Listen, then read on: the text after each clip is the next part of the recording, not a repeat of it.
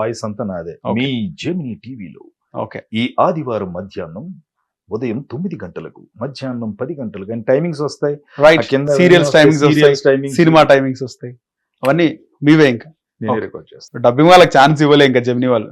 అంటే వాళ్ళు తీసుకోలేదు మీరు మాట్లాడే స్లాంగ్ ఉంది కదా, నార్మల్ గా మేము హ్యాపీగా ఉండడం ఆ స్లాంగ్, ఈవెన్ తెలంగాణ అయినా ఏదైనా మేము అందరం ఆ స్లాంగ్ మాట్లాడడానికి ఇష్టపడతాం. ప్రేమ ఉంటది ఆ స్లాంగ్ లో, అంటే ఇష్టంగా మాట్లాడతాం. చాలా మంది మాట్లాడతారు కూడా. నాకు ట్రై చేసి శ్రీహర్ అనే దగ్గర ఇష్టపడి నేను చాలా ఇష్టంగా నేర్చుకున్నా. అంటే నాకు ఇంకా నరాల్లో ఉన్నది గోదావరి జిల్లాలో అయినా నాకు తెలంగాణ ఫ్రెండ్స్ ఎక్కువ. వాళ్ళతో మాట్లాడుతుంటే మంచి మజా వస్తుంది, కిక్ వస్తుంది. అంటే వాళ్ళు ఒక సపరేట్ టైమింగ్, అది ఒక చిన్న బెదిరింపు ఉంటది, ఒక హుందా ఉంటుంది, కమాండ్ లాగా ఏమ్రా ఎట్లా పోతావు ఇట్లా చిన్న ఫన్ ఉంటది, అది ఉంటది. నాకు అది ఇష్టం, అందుకని అది ట్రై చేసి సరదాగా ఈ మధ్య చేసిన 2-3 సినిమాల్లో ఒక police officer, Telangana police officer, ఇంకొక సినిమాలో కూడా ఒక హస్బెండ్, తెలంగాణ హస్బెండ్. ఏమున్నాయన్నా డైలాగ్స్ ఏమున్నాయి? చాలా ఉన్నాయి. అందరికంటే ఎక్కువ ఎదురుకుండా కూర్చున్న యాంకర్ నేను కూడా కొన్ని 100 ఇంటర్వ్యూలు చేశాను కాబట్టి ఏదన్నా ఒకసారి ఆ డైలాగ్ చెప్పంటే చూడు, దాని అంత దరిద్రం ఇంకోటి లేదు. ఎందుకన్నా ఇప్పుడు అక్కడే కెమెరా ముందు ఈశ్వరో మాధవ డైరెక్టర్ యాక్షన్ చెప్పగానే ఇది ఎంత ఎక్స్ప్రెసివ్ గా చెప్పాలని దాన్ని గుర్తెట్టుకుని చెప్తాం. అప్పటికప్పుడు అలా బ్రెయిన్ లో ఉంటది. ఒక 6 సంవత్సరాల తర్వాత 7 సంవత్సరాల తర్వాత దాన్ని ఏదన్నప్పుడు సరే చెప్పండి అంటే పెప్పే అంటాం, ఇంకా ఉంటుంది. ఓకే. కొన్ని ఇప్పుడు పాంచాలి పంచపత్రిక ఇవా నన్ను పరిహసించినది అనేది డైలాగ్ ఉంది ఎన్టీ రామారావు గారు. మహానుభావులు వాళ్ళందరూ డైలాగ్. ఇప్పుడు డైలాగులు ఎక్కడ ఉన్నాయన్న, మాటలే కదా అలాంటి. ఇప్పుడు మళ్ళీ తర్వాత సాయి కుమార్ గారు చెప్పారు హీరోలు విలన్లు లేరి నాటకంలో అన్నాడు ఆయన. అవి డైలాగ్స్. ఇప్పుడు డైలాగ్స్ కాదు ఉండేది, మాటల్లో విషయాన్ని క్యారీ చేస్తున్నారు, ఎదుటి మనిషికి అర్థమయ్యేలాగా కొంచెం చెప్తున్నారు. అక్కడక్కడ ఉంటాయి డైలాగ్స్. అందుకని మీరు నన్ను డైలాగులు అడగడం, నేను ఏది చెప్తే మీరేంటో, మీకు నాకు ఇద్దరికి మంచిది కదా. ఓకే. సో మీ ఫేవరెట్ యాక్టర్ చిరంజీవి గారు? అవునండి. మెగాస్టార్ చిరంజీవి గారిని చూసే మీరు సినిమా ఇండస్ట్రీలోకి రావాలనుకున్నారా? అదే, అంటే నేను చిన్నప్పుడు ఆయన చూశాను. ఇంకా తర్వాత చిన్నప్పుడు ఎవరు మనకు గుర్తుండిపోయే, అంటే ఒక ఊహ తెలిసిన తర్వాత 8-9 సంవత్సరాలు అప్పుడు నేను మా ఊరు గోదావరి గట్టు మీద షూటింగ్ జరుగుతుంటే ఇంట్లో రామయ్య వీధిలో కృష్ణయ్య అని దొడ్డిపట్ల అని పాలకుల దగ్గరలో ఊరు. ఆ ఊర్లో కోడిరామకృష్ణ గారి డైరెక్షన్ లో వచ్చిన సినిమా అది. అప్పుడు మా ఇంట్లో పనిచేసి ఆయన ప్రతి శుక్రవారం సంత జరుగుతూ ఉంటే జనం గుంపులుగా వెళ్ళి ఏదో చూస్తున్నారు. ఓకే. గోదావరి కొట్టిన ఏదో షూటింగ్ అంటే అప్పుడు నాకు 9-8 ఏళ్ళు టైంలో ఆయన భుజాల మీద ఎక్కించుకుని మా ఇంట్లో పనిచేసి ఆయన ఉంటారు కదండి ఆయన. ఓకే. చూస్తే అప్పుడు నేను ఆయన చిరంజీవి గారు బోట్ లోంచి దిగుతారు, ఆ షార్ట్ అది తీసాను. అది నేను ఫస్ట్ చిరంజీవి గారిని చూడటం. ఇప్పటికీ ఆయనతోనే ట్రావెల్ అవుతుంది. నార్మల్ గా మీ ఫ్యామిలీ మెంబర్స్ కూడా వద్దు ఇంకా ఇండస్ట్రీలోకి రావద్దు అలా ఏమనలేదు. మా అమ్మ బాగా ఎంకరేజ్ చేశారండి, లేకపోతే నేను లేను. అంటే భయం ఉంది, ఏమవుతామో తెలియదు కదా. ఇండస్ట్రీ అంటే అప్పుడు అందరికి ప్రతి ఇంట్లోనూ భయం ఉంటది. ఇప్పటికీ ఆ భయాలు ఉన్నాయి. ఇప్పుడు పర్లేదు, ఇంకా కొంచెం రకంగా పెద్ద చదువులు చదువుకున్న వాళ్ళు కూడా వాళ్ళ ఇంట్రెస్ట్ సినిమా ద్వారా తీర్చుకుంటున్నారు, లేదా మీడియా ద్వారా తీర్చుకుంటున్నారు. ఇంకా క్లియర్ గా చెప్పాలంటే సెల్ ఫోన్ ఉన్న కెమెరా ద్వారా తీర్చుకుంటున్నారు. ఓకే. సో మీకు శ్రీహరి గారు ఎప్పటి నుంచి పరిచయం అన్నా? సరే, ఫస్ట్ నుంచి. అదే నేను శేషాద్రి నాయుడు అనే ఒక సినిమా, నాకు ఫస్ట్ అవకాశం ఇచ్చింది శ్రీహరి అన్నయ్య. శ్రీహరి అంటే మీరు as a film journalist minister గారు అబ్బాయిని. నేను అప్పుడు యాంకరింగ్ చేస్తుంటే ఆయన ఏదో నైట్ పూట నేను ప్రోగ్రామ్ చూస్తుంటే ఆయన కూడా ఇంట్లో టీవీలో ఆ ప్రోగ్రామ్ సాయంత్రం చూసేవాళ్ళు ఎక్కువ బాగా. అది నవ్వుల నజరానా అని ఏదో ఒక టైటిల్, అప్పట్లో గుర్తులేదు సరిగ్గా.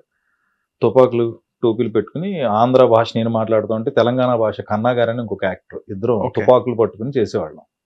అది బాగా హిట్ అయింది ఆ షో. ఆ షోలో నన్ను చూసి శ్రీహరి గారు వేరే కో డైరెక్టర్ గులాబీ శ్రీని అని ఒక ఆయన ఉన్నారు, ఆయన అప్పట్లో ఆయన పంపించి ఇలా క్యారెక్టర్ చేస్తారంటే ఫస్ట్ అవకాశం ఇచ్చింది ఆయన. ఓకే. శ్రీహరి గారు.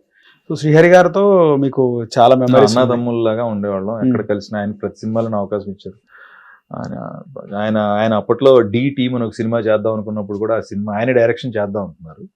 అప్పుడు కూడా నాకు అందులో హీరోగా, అంటే ఆయనతో పాటు ఇంకొక ఆయన నేను ఇద్దరు ఉండేలాగా ముగ్గురు మీద ఆ సినిమా ఒక యాక్షన్ ఓరియంటెడ్ ఫిలిం. అది ఆయనే డైరెక్ట్ చేద్దాం అనుకుని కథ అంతా రెడీ చేసుకున్నారు. సినిమా పేరు డి టీమ్.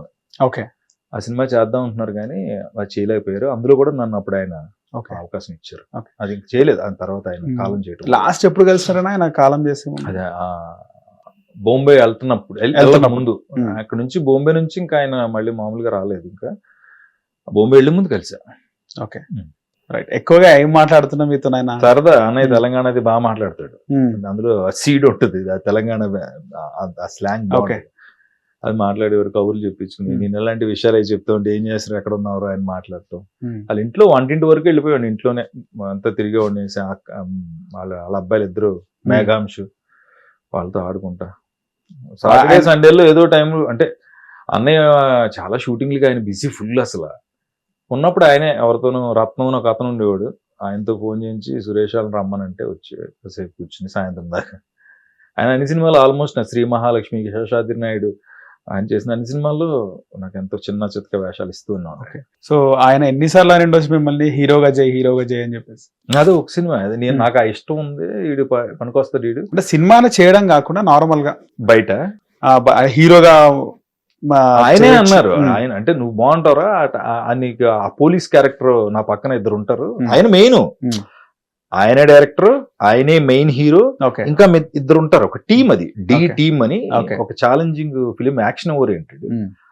నువ్వు హైట్ అది బాగుంటావు పోలీస్ ఆఫీసర్ గా, నాకు అప్పుడు ఆ పోలీస్ డ్రెస్ అది వేయించి చూసి అప్పుడు నన్ను ఒక హీరోగా, అంటే ఆయన మెయిన్ హీరో అయితే ఆయన సపోర్టింగ్ క్యారెక్టర్స్ లాగా అనుకోండి. అప్పుడు అనుకున్నారా అలా చేద్దామని, చేద్దాం అని అనుకున్నాం. ఆ కథ అంతా రెడీ చేసుకున్నారు కానీ కుదరలే, ఆయన ఇంకా బిజీ అయిపోయాడు, క్యారెక్టర్ ఆర్టిస్ట్ కాలం చేయటం అని కుదరలే. ఓకే. సో మీరు ఆ ప్రోగ్రామ్ చేసేటప్పుడు సీరియల్స్ లో కూడా చేస్తున్నారు కదా? ఒకే ఒక సీరియల్, రాడాన్ టీవీ వాళ్ళది అపరాజిత అని 2007లో వచ్చింది. అందులో నేను హీరో, సుబ్లాక్ సుధాకర్ గారు, నివలాల్గల్ రవి గారు, చాలా మంది యాక్టర్స్ అందరూ తెలుగు, తమిళ, కన్నడ భాషల నుంచి. నా హీరోయిన్ అమ్మాయి ఫ్రమ్ కన్నడ. ఒక సీరియల్ హీరోగా చేశాను, 150 ఎపిసోడ్ నేనే సోలో హీరోగా చేశాను. ఓకే. అక్క తమ్ముడు కథ, అది అపరాజిత, పెద్ద హిట్ అప్పట్లో. ఓకే.